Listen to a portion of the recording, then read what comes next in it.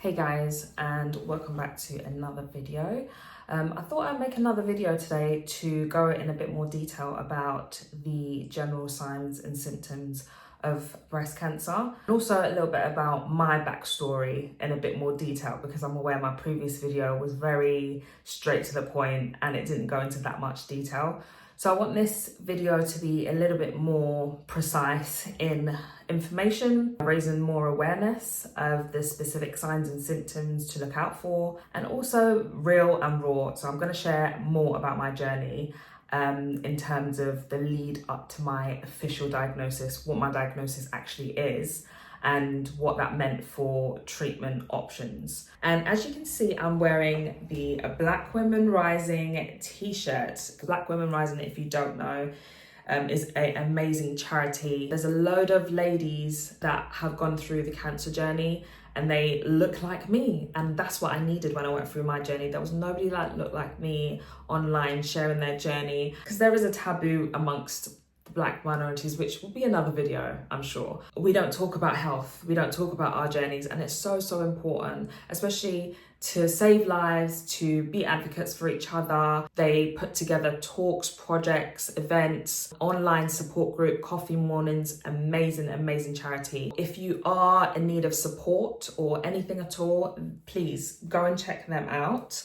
I'll first start with the signs and symptoms of breast cancer. I'm going to refer to my notes, so if you see me looking down, that's why, because I don't want to forget anything. One of the signs and symptoms of breast cancer can be, usually a breast is quite smooth, but if you've got that pore-like texture, especially when you kind of squeeze the skin a little bit, it can look like an orange peel. That can be a sign of breast cancer.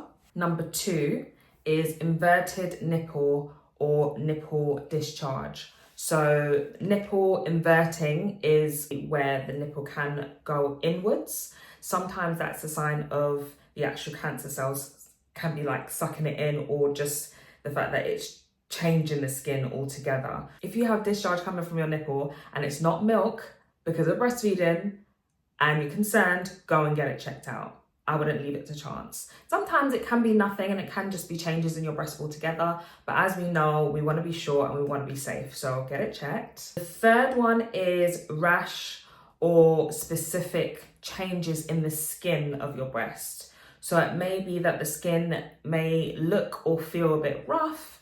It can just be skin irritation. But if it's something that persists and doesn't go away, then again, just get it checked to make sure it's nothing. Fourth one is swollen breasts in general, or swollen area of the breast.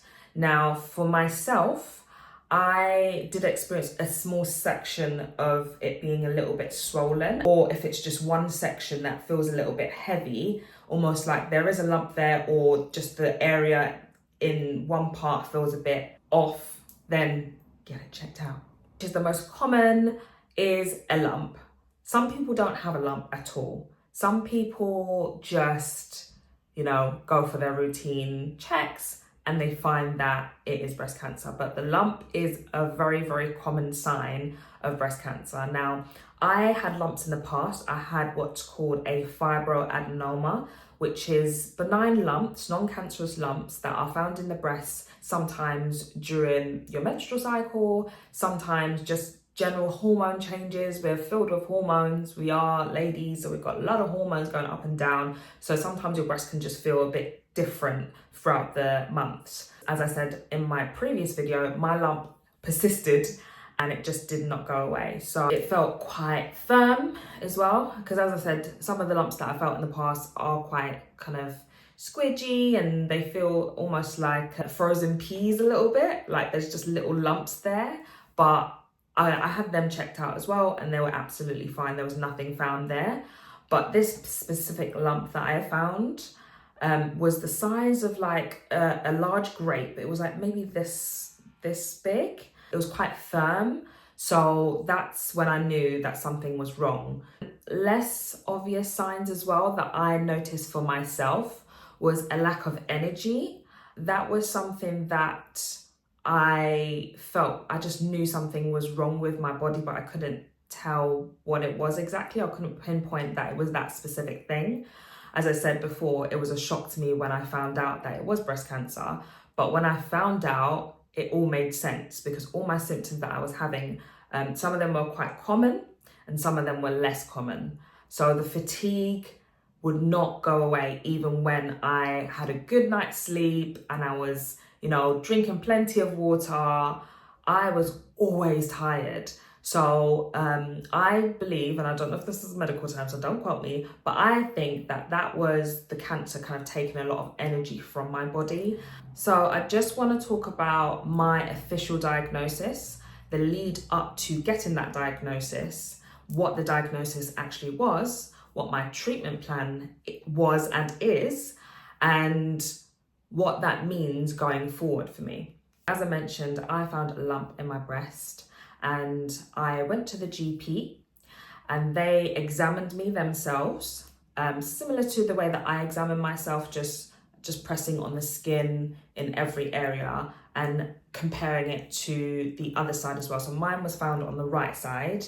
My left side was absolutely fine. So they were comparing it. So that's another thing that you can do. If the breast feels firmer in one area or just firmer in general, and then the other side feels quite soft, that can be a sign that something's going on in that specific breast. Because I had firmness in the right side in one section, and that turned out to be the cancerous lump. So from memory, they sent me to have a CT scan, and a CT scan is a scan that you do where you lay on your back and they hoist you in slowly into a machine. They also put contrast in your arm and it kind of goes through your whole body.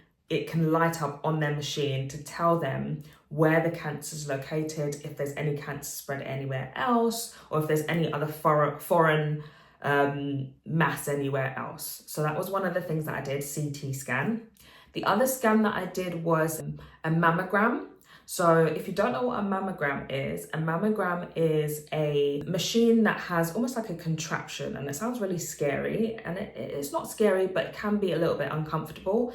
But you have a contraption, so you just put your breast into that machine and it compresses slowly. And what that does is it takes a 3D image of your breast so that they can see inside. It's really, really amazing technology.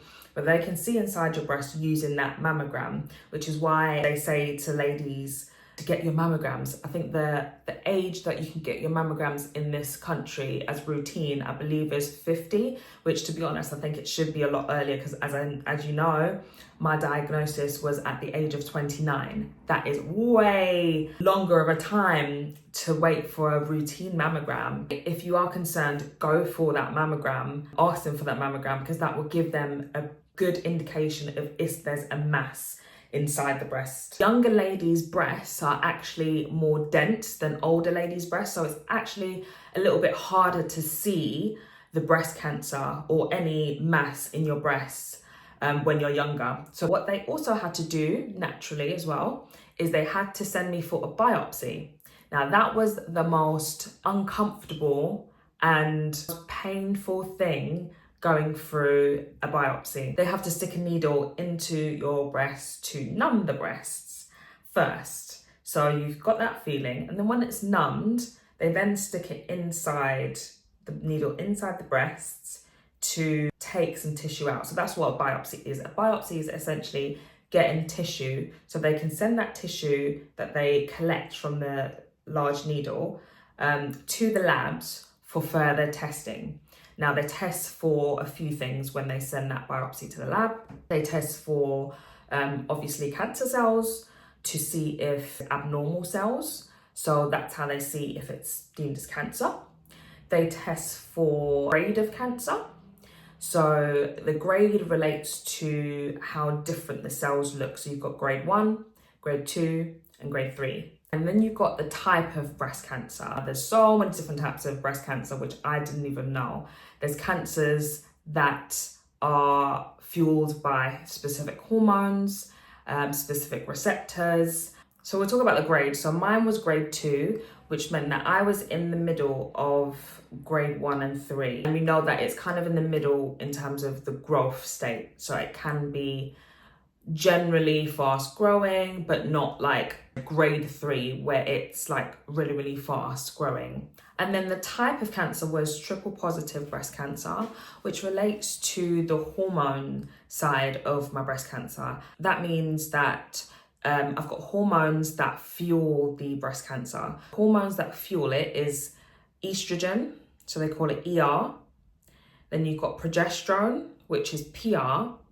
And then you've got the HER2 positive protein found in the cancer cells that tells the cancer to grow. Now, this sounded really, really scary when I first heard this, because it just sounded like, how have I got something in my body that is literally telling it to grow? That's crazy. And it sounds really aggressive to me. So in one sense, I was given the news of, oh, it's early stage, we can't see that it's anywhere else in the body, thank God. But then I'm told, but you're triple positive breast cancer and you have all of these things that are fueling breast cancer to grow. And you've got this protein that is telling it to grow, which I'm like, oh my gosh, this is like two ends of the spectrum. Should I be worried? Should I be happy? I don't know. So what they explained to me is, in order for them to treat it, which luckily it's treatable, they had to give me medication that suppresses those 3 factors and links onto those 3 factors to tell it to stop growing.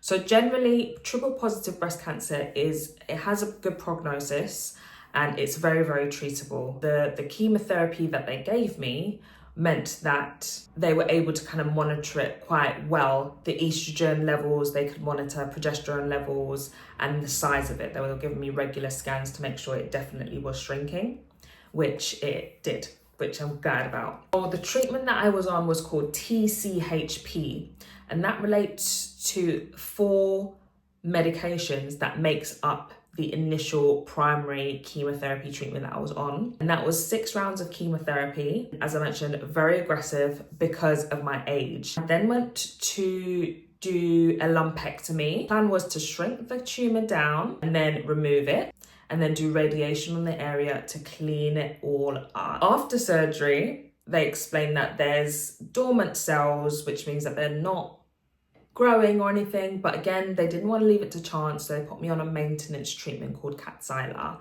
It's just keeping my hormones at a good level that they're comfortable with, and it means that it would clean up everything that was in that area and make sure it's completely dead and gone. I also want to talk about what to do if you are concerned about any of the signs and symptoms that you may be experiencing, or you just want to have that peace of mind and get yourself checked. Keep on checking yourself and making sure that you don't have any obvious lumps. If you have any of the signs or symptoms that I've mentioned, please get in touch with your GP and persist. That is one thing I will say. Persist with them if you are concerned, and make sure that your voice is heard, because I know that there is, unfortunately, Black women and minority groups in general not being heard and not being taken seriously. And I appreciate the NHS in general is under a lot of stress and pressure.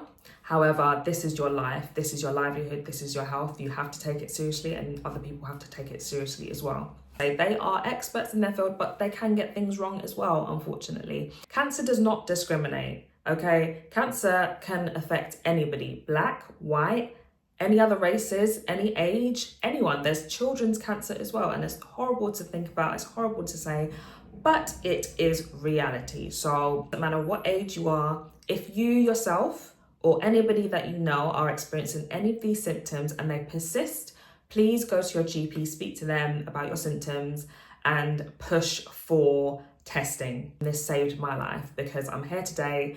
It's a very, very treatable cancer, thank God.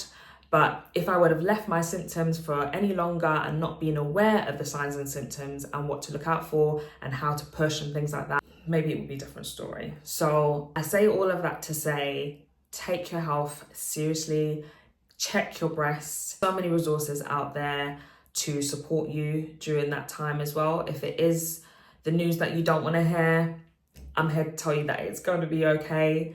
Every day is going to be different, but there is so much support out there. People that look like me, people that don't look like me. There's so many women going through this, sometimes alone and in silence. And that's okay too, to have your privacy, but it's really important to be an advocate for your health and an advocate for women that look like me and are in those minority groups. Information is vital, and that could just save your life. So if you take away anything from this video today, take away the fact that you should take your health seriously, make sure other people take your health seriously, and be an advocate for yourself. And don't be afraid to go and get checked, because that's the other thing. Some people are scared of what they're going to find.